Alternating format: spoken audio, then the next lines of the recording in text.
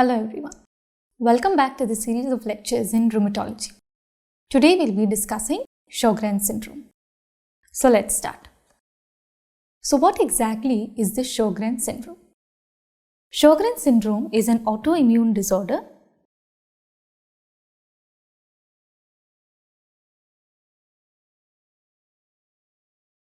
which is characterized by predominantly involvement of exocrine glands. So it is an autoimmune disorder which is characterized by predominant involvement and inflammation of the exocrine glands. Alright, so though we say that Sjogren syndrome predominantly involves the exocrine glands, it is a multi-system connective tissue disorder. So it can have other involvement apart from the exocrine glands as well. Okay, but the predominant glands that are involved is the exocrine gland. As in any disease, you will have to remember an exception. The only endocrine gland that is involved, is the thyroid gland. So you can have associated thyroiditis along with Sjogren syndrome. Okay. So Sjogren syndrome is a multi-system autoimmune disorder which is characterized by inflammation of the exocrine glands. Alright, so what are the exocrine glands, which is your salivary glands like your parotid, like your submandibular salivary glands, or your lacrimal glands. So this is what you mean by exocrine glands. What is the hallmark feature? What is the hallmark feature of Sjogren syndrome is that there is lymphocytic infiltration into the glands and B cell hyperactivity which results in xerostomia and dry eyes. So the keywords that you have to remember when you speak about or look at a patient of Sjogren syndrome is this: dry eyes and dry mouth. Okay, so the exocrine glands, which are your lacrimal and salivary glands, get inflamed. There is an underlying autoimmunity, underlying B cell hyperreactivity, which causes a lymphocytic infiltration into these glands, and there is xerostomia, which is dry mouth and dry eyes, which can lead to keratitis in the later stages. Okay, so this is basically the summary or to give you a background of what exactly is Sjogren syndrome. So how do you classify Sjogren syndrome? It can be classified as primary Sjogren's and secondary Sjogren syndrome. So what is primary Sjogren's? Where there is no other underlying connective tissue disorder. There is no other underlying CTD. This is what we call as the primary Sjogren syndrome. But Sjogren's can be found in association with certain other underlying connective tissue disorders. So it can appear secondary to an underlying SLE, it can appear secondary to an underlying rheumatoid arthritis, an underlying undifferentiated connective tissue disorder. Okay, so we have to know whether we are dealing with a primary or a secondary form of Sjogren syndrome. So every time that you suspect a patient to have this syndrome, do not jump in and say this is directly a Sjogren. You also have to think of ruling out other causes. Okay, Sjogren syndrome can also be classified as glandular and extra-glandular. Glandular means there is involvement of the exocrine glands. Right, so this is very simple to understand. There is exocrine gland involvement, this is glandular Sjogren's. Extra-glandular Sjogren's has the involvement of other organs. Okay, so other organ system involvement is your extra-glandular Sjogren. What are those organ systems? How do they manifest? We will be looking at in the coming slides. Okay. So this is about your Sjogren syndrome, the background. Now let us understand the pathogenesis. So what are the pathogenetic steps which are involved in the Sjogren syndrome? So there are usually multiple endogenous as well as exogenous factors which predispose an individual to Sjogren syndrome. So endogenous factors can be due to certain genetic mutations that we will be looking at, or it can be due to defects in apoptosis. And exogenous factors can be environmental factors, probably secondary to smoking or certain other environmental factors, or it can be due to a trigger due to a virus infection like your EBV, CMV infections. So both endogenous and exogenous factors together in an individual who has certain predisposition factors can trigger a Sjogren syndrome. So what are the genetic risk factors? Predominantly HLA-DQ A10501, BAF pathway, STAT4 protein mutations, and remember HLA-DR3. Okay, amongst all the HLAs, remember HLA-DR3 and HLA-DQ-A10501, right? So these kind of mutations plus an environmental trigger results in an autoimmunity which is predominantly a B cell mediated hyperactivity. Okay, so what type of autoimmunity is stimulated in Sjogren's? It's predominantly a B cell mediated hyperactivity, and this causes an abnormal activation of what? Activation of the ductal and acinar epithelial cells. Okay, so there is an abnormal activation of the epithelial cells which line the ducts of the salivary glands or the lacrimal glands, right?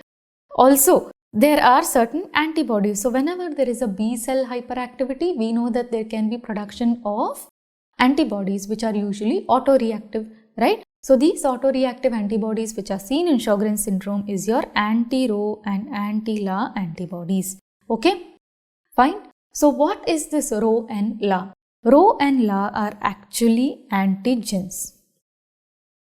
So let us say that this is your gland and this is your ductal epithelium. This is your gland and duct and this is your ductal epithelium. So because of this autoimmunity that is triggered, there can be increased expression of certain antigens on these epithelial cells. Okay, so what are these antigens? These are the Rho and La antigens, right? And your immune system has become hyperactive, so we have the B cells which are getting hyperactive. These B cells are going to produce antibodies. So these antibodies are going to react with what? They are going to react with this Rho and La antigens which are present on the ductal epithelium, right? So this results in immune complexes. So these antibodies are called as the anti-Rho, anti-La antibodies, right? So this Rho and La overexpression in your ductal epithelial cells is going to react with the antibodies which are produced against them because of the underlying autoimmunity or B cell hyperactivity, and this results in abnormal inflammation of the gland. Also, there has been a role of in which interleukin? You have to remember role of interleukin 18. So on the whole, what does this result in? This results in production of ectopic germinal centers within the gland, right? So there is a lot of inflammation that is going on. There is ectopic germinal center production within the gland and it results in periglandular inflammation. Okay, so this results in periglandular inflammation. So if you see that there is a gland like this, there is a lot of lymphocytic infiltration within and around the gland. Okay, so this is the basic pathogenesis of Sjogren's disease. So you have both endogenous and exogenous factors, genetic predisposition, and this is going to trigger a B cell hyperreactiveness, and the antibodies which are produced are the anti-Rho-La antibodies against the Rho-La antigens which are present or overexpressed within the ductal epithelial cells, and this results in ectopic germinal center formation and periglandular inflammation. Predominantly the exocrine glands are involved. The only endocrine gland that is involved is your thyroid gland. Clear? Now let us look at the clinical features of Sjogren's syndrome one by one. So remember the two keywords, what are they? They are dry eyes and dry mouth, right? So first you remember dry eyes. So there is both aqueous layer defect. So if you recollect from ophthalmology that a tear film has both an aqueous layer as well as a lipid layer, right? So here there is both dysfunction of aqueous as well as meibomian gland dysfunction. Okay? And how do you diagnose this defect? Though they will complain of dry eyes and dry mouth, you will have to quantify whether this dry eyes is present or not. So the test that is done is, first you have to remember the Schirmer's test. Okay? You have to remember the Schirmer's test. So in this Schirmer's test, what do we do?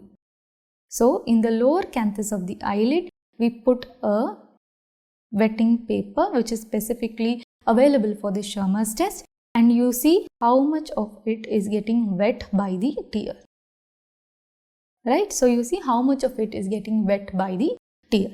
So if this is less than 5 mm even after 5 minutes, then this is how you interpret it to be a dry eye, right? So the Schirmer paper is not wet or it is less than 5 mm wet even after 5 minutes, then this is a dry eye. So this is the first and amongst the best screening tests which is available for the diagnosis of dry eye. The second test that you can do is called as a TBUT, which stands for tear film breakup time. Okay. If the tear film breakup time is less than 10 seconds, then this also helps us to identify whether there is a dry eye. So, if there is a severe form of Sjogren syndrome, you can have a severe dry eye, and this can result in what? It can result in corneal erosions. And how are corneal erosions detected? You can do an Leishman staining. Right? So, if you do Leishman staining, you will find evidence of corneal de-epithelialization. You will find evidence of corneal defects. And this, if it is observed with the stain under a fluorescent microscope, you can identify the defects. Right? So, these are the various tests which can be done for dry eyes. Clear? Then, second and the most important is your dry mouth. So, how is the patient going to present to you, and how is he going to say that he has a dry mouth? So, he will complain of difficulty in chewing food.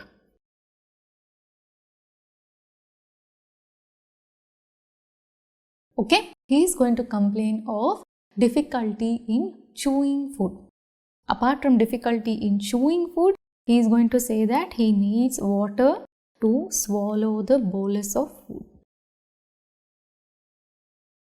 Right, so he is having difficulty in chewing food, he needs water to swallow the bolus of food. Right, so they may not directly tell you that they are having a dry mouth. And on examination, very importantly, you may find evidence of dental caries. You may find evidence of dental caries. Okay, so this is about how you identify dry mouth in Sjogren syndrome. So we have understood dry eyes, we have understood dry mouth.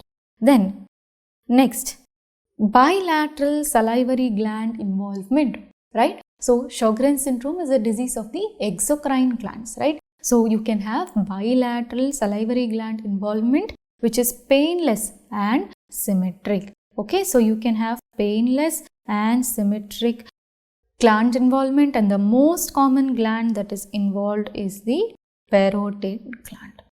Okay, so you can have bilateral parotid gland enlargement. Sometimes you can have lacrimal gland involvement as well. Okay, so the most common gland that is involved is bilateral parotid gland involvement, right? So these are all amongst the common features for glandular Sjogren syndrome. Now, very importantly, if you have an asymmetric and painful salivary gland enlargement, okay, if you have asymmetric and painful salivary gland enlargement, what are the things that you will think of? One is, when will you have an asymmetric salivary gland involvement? If there is an obstruction to the flow of the saliva, right? So that can happen due to what? Due to the presence of stones, right? Due to the presence of stones or calculi in the duct.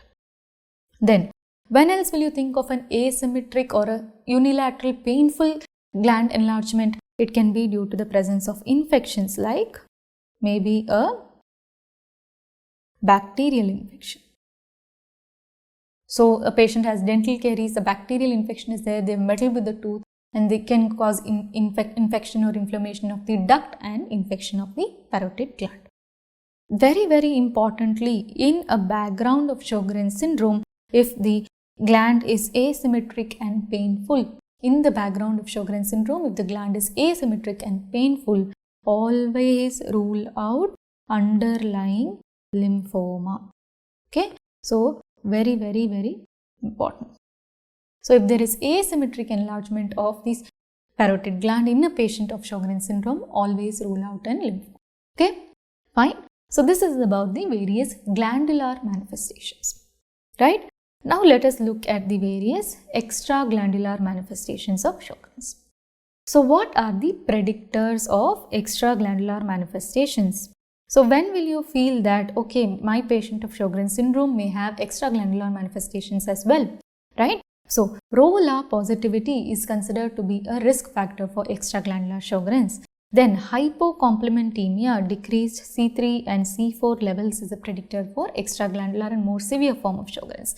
RF positivity, right? So now you can understand that rheumatoid factor positivity is not a definitive diagnosis of rheumatoid arthritis alone. RF positivity can be seen in Sjogren's, it can be seen in infective endocarditis, it can be seen in other connective tissue disorders as well, right? So RF positivity is a very, very important point which can predict the extraglandular manifestations. Then presence of cryoglobulins is also a predictor of extraglandular manifestation, right? So this is all the predictors or the tests that can predict that this patient of Sjogren's may have an extraglandular manifestation.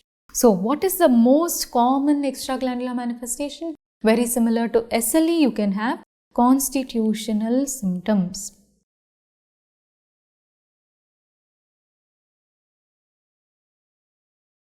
Okay, so constitutional symptoms is the most common extraglandular manifestation of Sjogren's, which is characterized by fatigue and low-grade fever.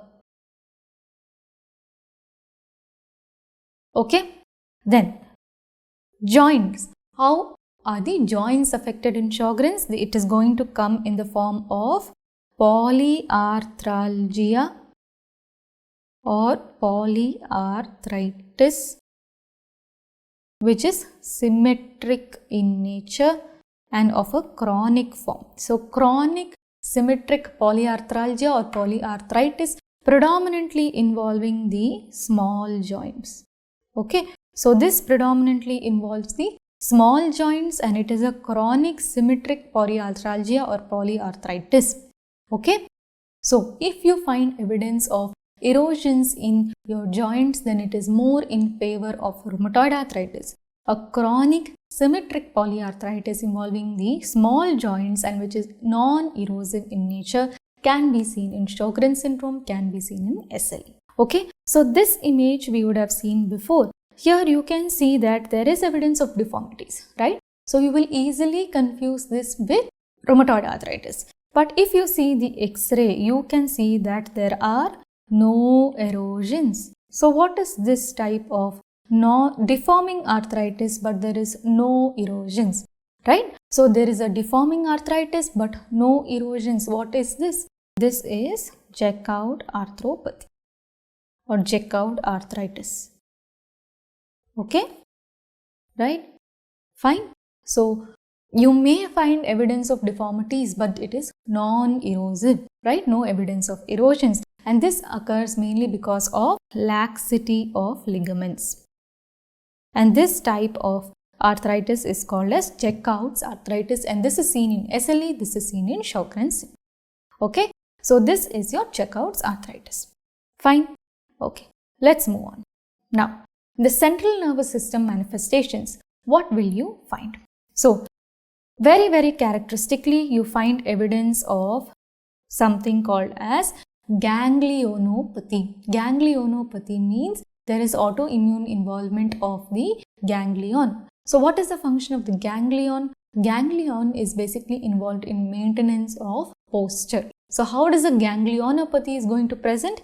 Ganglionopathy is going to present in the form of a symmetric ataxia, predominantly because of involvement of posterior column, which is your vibration and proprioception. So predominant posterior column involvement, predominantly presenting as only ataxia, is your Sjogren's ganglionopathy. Okay, so that is a very, very characteristic peripheral nervous system involvement that you have to remember.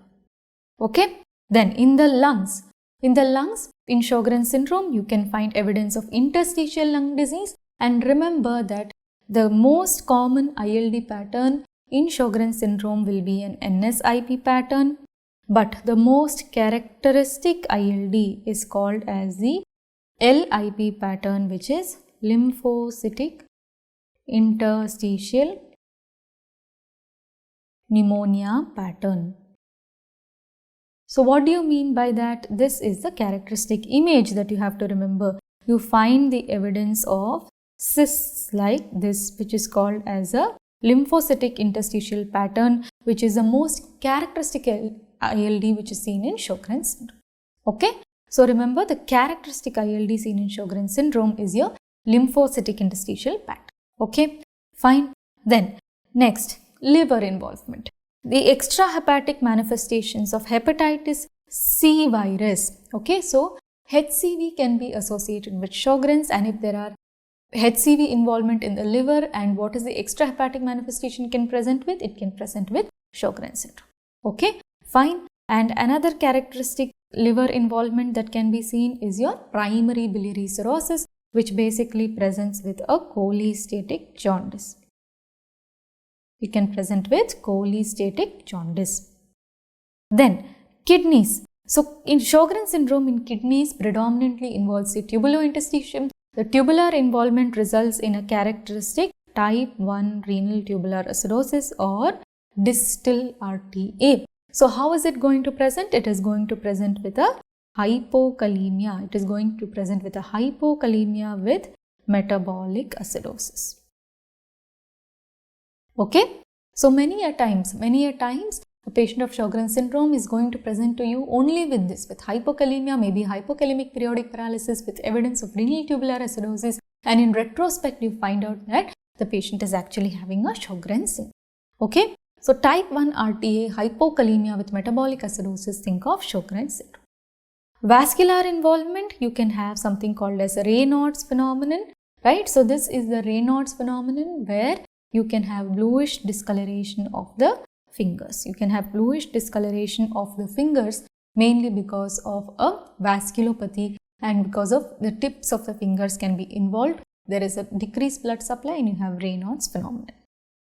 There can be associated small vessel vasculitis, and this can result in palpable purpura in the skin.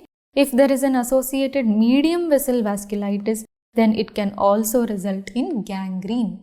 Okay. So small vessel vasculitis results in purpura, medium vessel vasculitis can be associated with gangrene, and you can have evidence of vasculitic ulcers as well.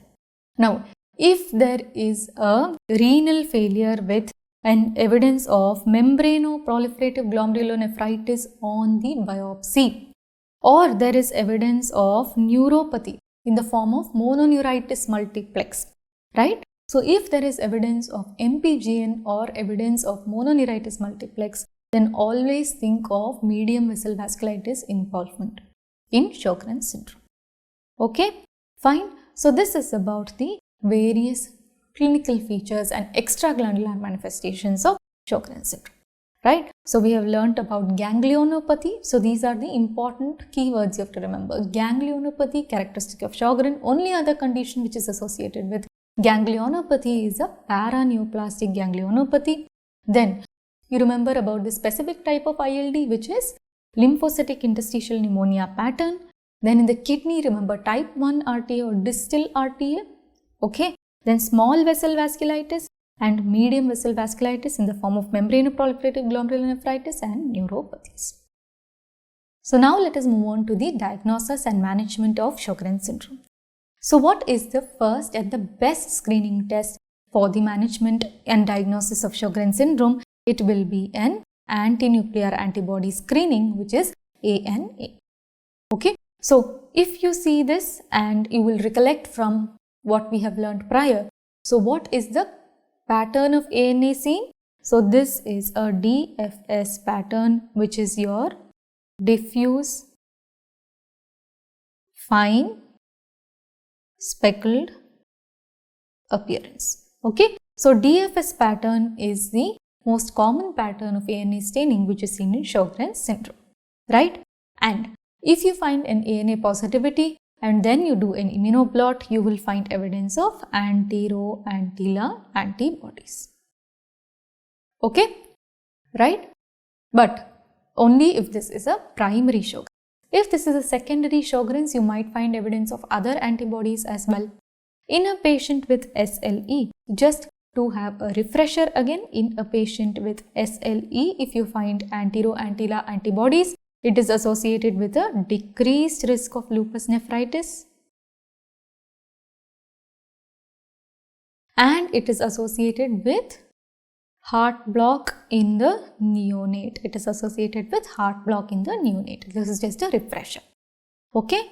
The investigation of choice for the diagnosis of Sjogren's syndrome is a minor salivary gland biopsy. This is basically an OPD procedure where you can get a biopsy of the minor salivary gland, and this will show evidence of focal lymphocytic sialadenitis. So can you see here that this is the biopsy? You can see evidence of lymphocytic infiltrates within the salivary gland, right? So this is about the type of diagnostic tests which can be used for the screening and the confirmation of Sjogren syndrome. Alright, fine. Now, let us look at how do you approach a patient with suspected Sjogren syndrome. So first you see that there is evidence of dry eyes and or dry mouth and major salivary gland enlargement, fatigue, Raynaud's phenomenon, presence of arthralgias, arthritis, palpable purpura, presence of tubular acidosis, MPGN, ILD, autoimmune cholangitis, neuropathies, sometimes even MS-like lesions can be found. So if there is evidence of any of this, then you may have to do a few screening tests, few confirmatory tests, right? So Schirmer's test can be done, ocular staining, along with serum antibodies against ROLA antigen and minor salivary gland biopsy. Then you can definitely confirm that the patient has Sjogren syndrome. Okay, but very importantly, this is a very important box that you have to remember, because if we are practicing clinicians, do not always jump and diagnose a patient with Sjogren syndrome without ruling out these conditions. Okay, so what are these conditions, right? So you will have to look at it one by one. So always keep in mind that every dry eye, every dry mouth is not Sjogren syndrome. So there are certain differential diagnoses, right? So these are the differential diagnoses. So remember, HIV infection is predominant in young males, right? They do not have antibodies to ROLA, and they also can have lymphoid infiltration of the salivary glands, but here it's predominantly CD8 positive T cells, unlike Sjogren's where it is a CD4 positivity. This has association with HLA-DR5 and positive serological tests for HIV. Similarly, sarcoidosis can also present with this kind of glandular enlargement. So there is lack of antibodies here, and it shows the presence of granulomas in the salivary gland. That is the reason why we always say that the biopsy is the investigation of choice, because there can be evidence of granulomas in the biopsy and it has negative serological test for HIV. Right? So always remember this big list that we have to rule out before labeling a patient of Sjogren syndrome, right? So xerostomia, dry mouth, can be associated with viral infections like HCV, HIV. So always do a viral screening. Then always take a clear drug history. Many drugs can be having dry mouth and dry eyes as the side effects, especially the psychotherapeutic drugs, parasympathetic drugs, antihypertensive agents. All of these can cause dry mouth. Then history of irradiation, right? So patients of prior breast cancer, patients of thyroid cancer can have history of prior irradiation, which can cause dry eyes, dry mouth. History of diabetes, then history of autoimmune thyroid disorders, amyloidosis, all of these can be associated with dry mouth.